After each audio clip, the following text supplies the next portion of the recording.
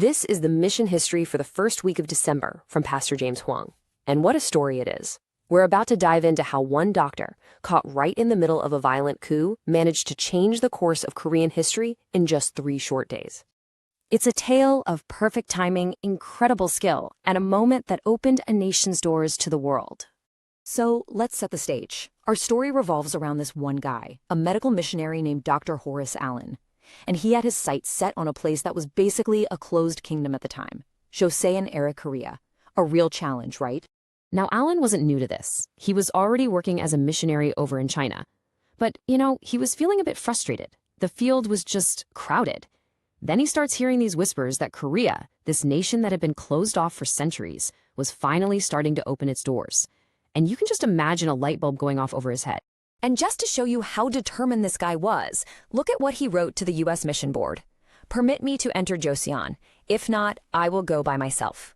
I mean, wow. That's not a suggestion, is it? That's basically him saying, I'm going with or without you. He was all in. And you know what?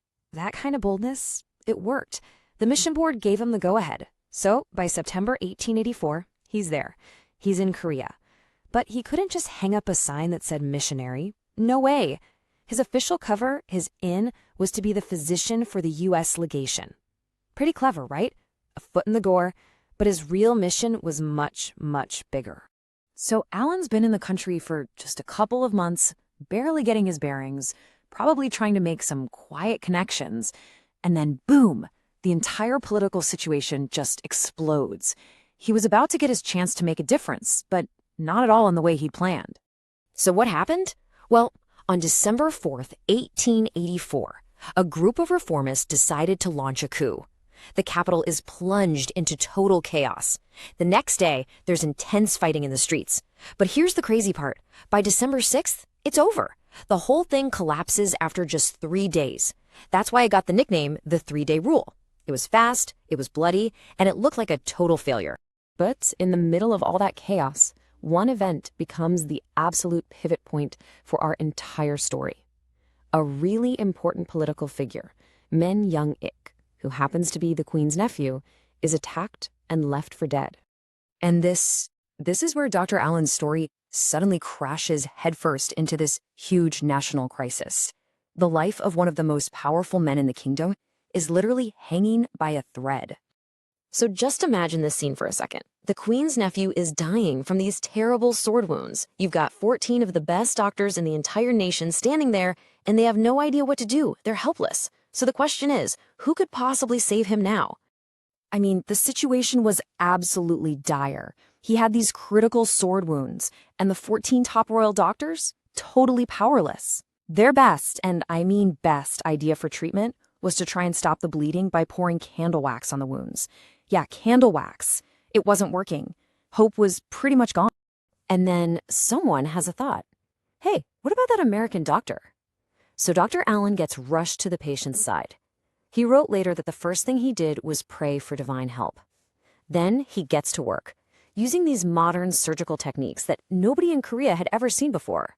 For hours, he's cleaning wounds, stitching arteries, things that were completely revolutionary there. And against all odds, the patient stabilizes. It's a miracle. He's gonna make it. Okay, so the surgery was a success, but the story is far from over. In fact, you could say this is where the real story begins. Because that one operation, it started a ripple effect that would change everything. First up, the reward. A very, very grateful Min Young-ik gives Dr. Allen 100,000 yong. We're talking a fortune back then, an absolutely massive amount of money. But here's the thing. Allen doesn't just take the money and live a life of luxury. Nope. He sees something bigger. He realizes this money is the seed for his real dream, building Korea's very first modern Western-style hospital. And that's exactly what he did. He founded Gwanghae-won, which means House of Extended Grace. Just think about that. This was the beginning of modern medicine in Korea. The very same kind of care that saved the Queen's nephew was now available to everyone. So let's just break down the impact here, the before and after. Before the surgery, Western medicine was basically unknown, probably even feared. After, it's the foundation for the country's first modern hospital. Before, the door for missionaries was slammed shut. After, well, Dr. Allen had created what you could call a safe connection, proving his worth in the most incredible way imaginable. And that's the bottom line. This single event, this one surgery, opened the way for other missionaries to come in and serve safely. By saving one man's life, Dr. Allen earned the trust of an entire nation, and in doing so, he finally opened the door he had been knocking on so desperately. And this incredible piece of history comes to us from Pastor James Huang. He served as a missionary in China and is now in Maryland, USA, where he researches Korean mission history. He shares these stories every week from his book, Remember and Repay, 52 Weeks of Mission Meditations.